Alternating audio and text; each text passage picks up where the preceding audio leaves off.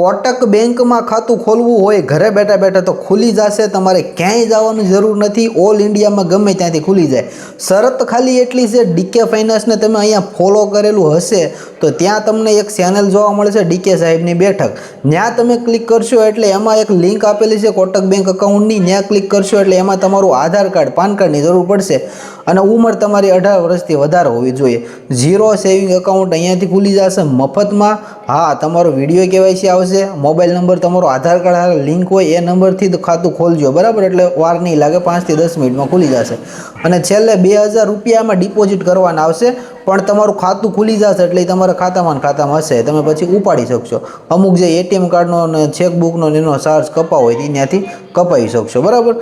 તમારે જ્યારે ATM card નવું મંગાવવું હોય તો એપ્લિકેશન આવશે, એમાંથી નવું એટીએમ કાર્ડ મંગાવી શકશો। બેંક પાસબુકની સોપડી મંગાવી હોય તો સોપડી પણ મંગાવી શકશો।